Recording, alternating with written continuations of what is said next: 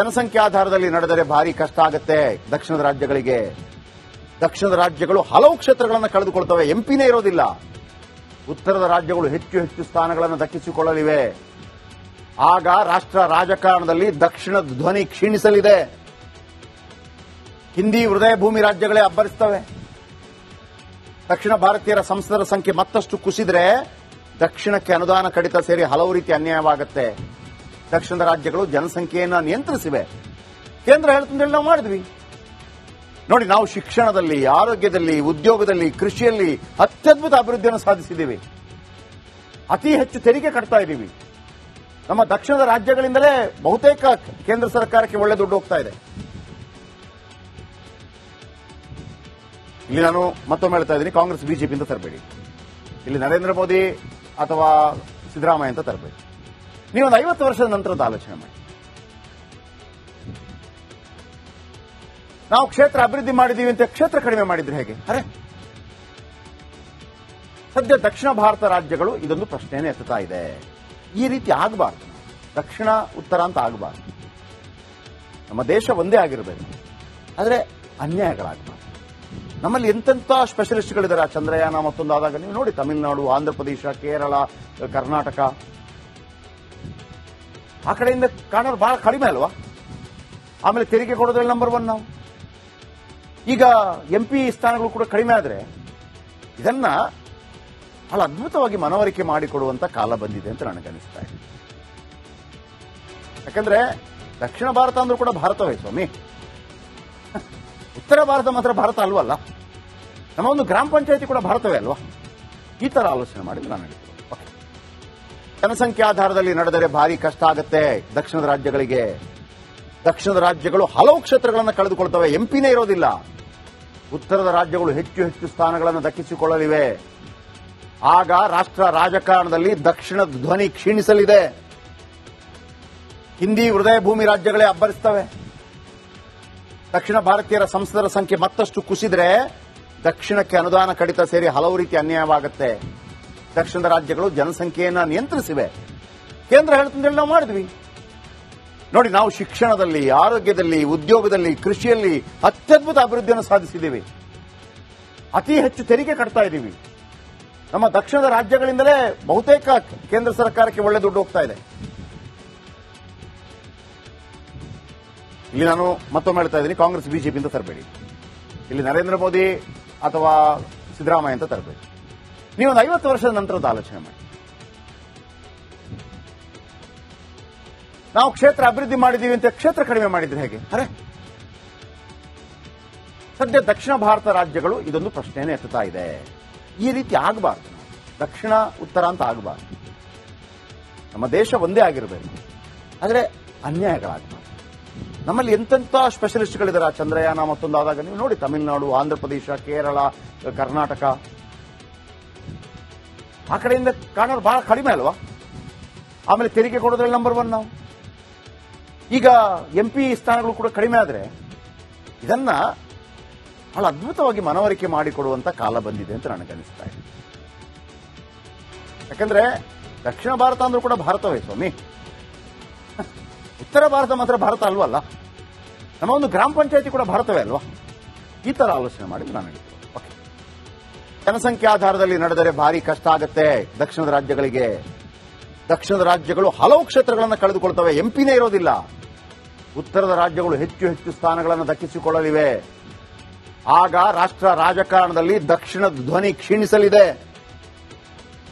ಹಿಂದಿ ಹೃದಯ ಭೂಮಿ ರಾಜ್ಯಗಳೇ ಅಬ್ಬರಿಸ್ತವೆ. ದಕ್ಷಿಣ ಭಾರತೀಯರ ಸಂಸದರ ಸಂಖ್ಯೆ ಮತ್ತಷ್ಟು ಕುಸಿದ್ರೆ ದಕ್ಷಿಣಕ್ಕೆ ಅನುದಾನ ಕಡಿತ ಸೇರಿ ಹಲವು ರೀತಿ ಅನ್ಯಾಯವಾಗುತ್ತೆ. ದಕ್ಷಿಣದ ರಾಜ್ಯಗಳು ಜನಸಂಖ್ಯೆಯನ್ನು ನಿಯಂತ್ರಿಸಿವೆ. ಕೇಂದ್ರ ಹೇಳ್ತಂದೇಳಿ ನಾವು ಮಾಡಿದ್ವಿ ನೋಡಿ. ನಾವು ಶಿಕ್ಷಣದಲ್ಲಿ, ಆರೋಗ್ಯದಲ್ಲಿ, ಉದ್ಯೋಗದಲ್ಲಿ, ಕೃಷಿಯಲ್ಲಿ ಅತ್ಯದ್ಭುತ ಅಭಿವೃದ್ಧಿಯನ್ನು ಸಾಧಿಸಿದ್ದೀವಿ. ಅತಿ ಹೆಚ್ಚು ತೆರಿಗೆ ಕಟ್ತಾ ಇದ್ದೀವಿ. ನಮ್ಮ ದಕ್ಷಿಣದ ರಾಜ್ಯಗಳಿಂದಲೇ ಬಹುತೇಕ ಕೇಂದ್ರ ಸರ್ಕಾರಕ್ಕೆ ಒಳ್ಳೆ ದುಡ್ಡು ಹೋಗ್ತಾ ಇದೆ. ಇಲ್ಲಿ ನಾನು ಮತ್ತೊಮ್ಮೆ ಹೇಳ್ತಾ ಇದ್ದೀನಿ, ಕಾಂಗ್ರೆಸ್ ಬಿಜೆಪಿ ಅಂತ ತರಬೇಡಿ.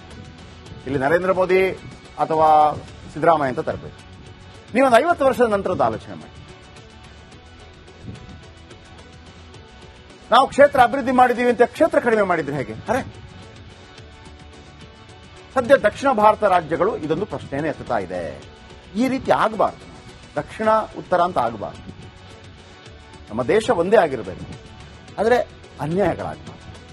ನಮ್ಮಲ್ಲಿ ಎಂತೆಂಥ ಸ್ಪೆಷಲಿಸ್ಟ್ಗಳಿದ್ದಾರೆ. ಆ ಚಂದ್ರಯಾನ ಮತ್ತೊಂದು ಆದಾಗ ನೀವು ನೋಡಿ, ತಮಿಳುನಾಡು, ಆಂಧ್ರ ಪ್ರದೇಶ, ಕೇರಳ, ಕರ್ನಾಟಕ, ಆ ಕಡೆಯಿಂದ ಕಾಣೋರು ಬಹಳ ಕಡಿಮೆ ಅಲ್ವಾ? ಆಮೇಲೆ ತೆರಿಗೆ ಕೊಡೋದ್ರಲ್ಲಿ ನಂಬರ್ 1 ನಾವು. ಈಗ MP ಸ್ಥಾನಗಳು ಕೂಡ ಕಡಿಮೆ ಆದರೆ ಇದನ್ನ ಬಹಳ ಅದ್ಭುತವಾಗಿ ಮನವರಿಕೆ ಮಾಡಿಕೊಡುವಂತ ಕಾಲ ಬಂದಿದೆ ಅಂತ ನನಗನ್ನಿಸ್ತಾ ಇದೆ. ಯಾಕಂದ್ರೆ ದಕ್ಷಿಣ ಭಾರತ ಅಂದ್ರೂ ಕೂಡ ಭಾರತವೇ ಸ್ವಾಮಿ. ಉತ್ತರ ಭಾರತ ಮಾತ್ರ ಭಾರತ ಅಲ್ವಲ್ಲ. ನಮ್ಮ ಒಂದು ಗ್ರಾಮ ಪಂಚಾಯತಿ ಕೂಡ ಭಾರತವೇ ಅಲ್ವಾ? ಈ ತರ ಆಲೋಚನೆ ಮಾಡಿದ್ರೆ ನಾನು ಹೇಳ್ತೀನಿ. ಜನಸಂಖ್ಯೆ ಆಧಾರದಲ್ಲಿ ನಡೆದರೆ ಭಾರಿ ಕಷ್ಟ ಆಗುತ್ತೆ ದಕ್ಷಿಣದ ರಾಜ್ಯಗಳಿಗೆ. ದಕ್ಷಿಣದ ರಾಜ್ಯಗಳು ಹಲವು ಕ್ಷೇತ್ರಗಳನ್ನು ಕಳೆದುಕೊಳ್ತವೆ, ಎಂಪಿನೇ ಇರೋದಿಲ್ಲ. ಉತ್ತರದ ರಾಜ್ಯಗಳು ಹೆಚ್ಚು ಹೆಚ್ಚು ಸ್ಥಾನಗಳನ್ನು ದಕ್ಕಿಸಿಕೊಳ್ಳಲಿವೆ. ಆಗ ರಾಷ್ಟ್ರ ರಾಜಕಾರಣದಲ್ಲಿ ದಕ್ಷಿಣದ ಧ್ವನಿ ಕ್ಷೀಣಿಸಲಿದೆ. ಹಿಂದಿ ಹೃದಯ ಭೂಮಿ ರಾಜ್ಯಗಳೇ ಅಬ್ಬರಿಸ್ತವೆ. ದಕ್ಷಿಣ ಭಾರತೀಯರ ಸಂಸದರ ಸಂಖ್ಯೆ ಮತ್ತಷ್ಟು ಕುಸಿದ್ರೆ ದಕ್ಷಿಣಕ್ಕೆ ಅನುದಾನ ಕಡಿತ ಸೇರಿ ಹಲವು ರೀತಿ ಅನ್ಯಾಯವಾಗುತ್ತೆ. ದಕ್ಷಿಣದ ರಾಜ್ಯಗಳು ಜನಸಂಖ್ಯೆಯನ್ನ ನಿಯಂತ್ರಿಸಿವೆ.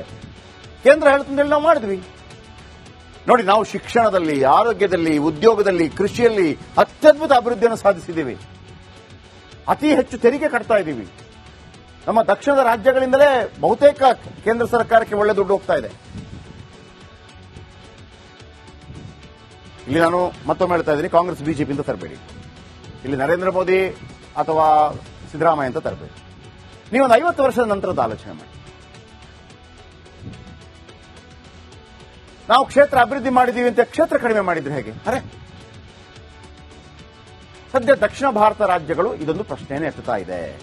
ಈ ರೀತಿ ಆಗಬಾರ್ದು. ದಕ್ಷಿಣ ಉತ್ತರ ಅಂತ ಆಗಬಾರ್ದು. ನಮ್ಮ ದೇಶ ಒಂದೇ ಆಗಿರಬೇಕು, ಆದರೆ ಅನ್ಯಾಯಗಳಾಗಬಾರ್ದು. ನಮ್ಮಲ್ಲಿ ಎಂತೆಂಥ ಸ್ಪೆಷಲಿಸ್ಟ್ಗಳಿದ್ದಾರೆ. ಆ ಚಂದ್ರಯಾನ ಮತ್ತೊಂದು ಆದಾಗ ನೀವು ನೋಡಿ, ತಮಿಳುನಾಡು, ಆಂಧ್ರ ಪ್ರದೇಶ, ಕೇರಳ, ಕರ್ನಾಟಕ, ಆ ಕಡೆಯಿಂದ ಕಾಣೋರು ಬಹಳ ಕಡಿಮೆ ಅಲ್ವಾ? ಆಮೇಲೆ ತೆರಿಗೆ ಕೊಡೋದ್ರಲ್ಲಿ ನಂಬರ್ 1 ನಾವು. ಈಗ MP ಸ್ಥಾನಗಳು ಕೂಡ ಕಡಿಮೆ ಆದರೆ ಇದನ್ನ ಬಹಳ ಅದ್ಭುತವಾಗಿ ಮನವರಿಕೆ ಮಾಡಿಕೊಡುವಂತ ಕಾಲ ಬಂದಿದೆ ಅಂತ ನನಗನ್ನಿಸ್ತಾ ಇದೆ. ಯಾಕಂದ್ರೆ ದಕ್ಷಿಣ ಭಾರತ ಅಂದ್ರೂ ಕೂಡ ಭಾರತವೇ ಸ್ವಾಮಿ. ಉತ್ತರ ಭಾರತ ಮಾತ್ರ ಭಾರತ ಅಲ್ವಲ್ಲ. ನಮ್ಮ ಒಂದು ಗ್ರಾಮ ಪಂಚಾಯತಿ ಕೂಡ ಭಾರತವೇ ಅಲ್ವಾ? ಈ ತರ ಆಲೋಚನೆ ಮಾಡಿದ್ರೆ ನಾನು ಹೇಳ್ತೀನಿ. ಜನಸಂಖ್ಯೆ ಆಧಾರದಲ್ಲಿ ನಡೆದರೆ ಭಾರಿ ಕಷ್ಟ ಆಗುತ್ತೆ ದಕ್ಷಿಣದ ರಾಜ್ಯಗಳಿಗೆ. ದಕ್ಷಿಣದ ರಾಜ್ಯಗಳು ಹಲವು ಕ್ಷೇತ್ರಗಳನ್ನು ಕಳೆದುಕೊಳ್ತವೆ, ಎಂಪಿನೇ ಇರೋದಿಲ್ಲ. ಉತ್ತರದ ರಾಜ್ಯಗಳು ಹೆಚ್ಚು ಹೆಚ್ಚು ಸ್ಥಾನಗಳನ್ನು ದಕ್ಕಿಸಿಕೊಳ್ಳಲಿವೆ. ಆಗ ರಾಷ್ಟ್ರ ರಾಜಕಾರಣದಲ್ಲಿ ದಕ್ಷಿಣದ ಧ್ವನಿ ಕ್ಷೀಣಿಸಲಿದೆ. ಹಿಂದಿ ಹೃದಯ ಭೂಮಿ ರಾಜ್ಯಗಳೇ ಅಬ್ಬರಿಸ್ತವೆ. ದಕ್ಷಿಣ ಭಾರತೀಯರ ಸಂಸದರ ಸಂಖ್ಯೆ ಮತ್ತಷ್ಟು ಕುಸಿದ್ರೆ ದಕ್ಷಿಣಕ್ಕೆ ಅನುದಾನ ಕಡಿತ ಸೇರಿ ಹಲವು ರೀತಿ ಅನ್ಯಾಯವಾಗುತ್ತೆ. ದಕ್ಷಿಣದ ರಾಜ್ಯಗಳು ಜನಸಂಖ್ಯೆಯನ್ನ ನಿಯಂತ್ರಿಸಿವೆ. ಕೇಂದ್ರ ಹೇಳ್ತಂದೇಳಿ ನಾವು ಮಾಡಿದ್ವಿ ನೋಡಿ. ನಾವು ಶಿಕ್ಷಣದಲ್ಲಿ, ಆರೋಗ್ಯದಲ್ಲಿ, ಉದ್ಯೋಗದಲ್ಲಿ, ಕೃಷಿಯಲ್ಲಿ ಅತ್ಯದ್ಭುತ ಅಭಿವೃದ್ಧಿಯನ್ನು ಸಾಧಿಸಿದ್ದೀವಿ. ಅತಿ ಹೆಚ್ಚು ತೆರಿಗೆ ಕಟ್ತಾ ಇದ್ದೀವಿ. ನಮ್ಮ ದಕ್ಷಿಣದ ರಾಜ್ಯಗಳಿಂದಲೇ ಬಹುತೇಕ ಕೇಂದ್ರ ಸರ್ಕಾರಕ್ಕೆ ಒಳ್ಳೆ ದುಡ್ಡು ಹೋಗ್ತಾ ಇದೆ. ಇಲ್ಲಿ ನಾನು ಮತ್ತೊಮ್ಮೆ ಹೇಳ್ತಾ ಇದ್ದೀನಿ, ಕಾಂಗ್ರೆಸ್ ಬಿಜೆಪಿ ಅಂತ ತರಬೇಡಿ. ಇಲ್ಲಿ ನರೇಂದ್ರ ಮೋದಿ ಅಥವಾ ಸಿದ್ದರಾಮಯ್ಯ ಅಂತ ತರಬೇಡಿ. ನೀವೊಂದು 50 ವರ್ಷದ ನಂತರದ ಆಲೋಚನೆ ಮಾಡಿ. ನಾವು ಕ್ಷೇತ್ರ ಅಭಿವೃದ್ಧಿ ಮಾಡಿದ್ದೀವಿ ಅಂತ ಕ್ಷೇತ್ರ ಕಡಿಮೆ ಮಾಡಿದ್ರೆ ಹೇಗೆ? ಅರೆ, ಸದ್ಯ ದಕ್ಷಿಣ ಭಾರತ ರಾಜ್ಯಗಳು ಇದೊಂದು ಪ್ರಶ್ನೆಯನ್ನು ಎತ್ತುತ್ತಾ ಇದೆ. ಈ ರೀತಿ ಆಗಬಾರ್ದು.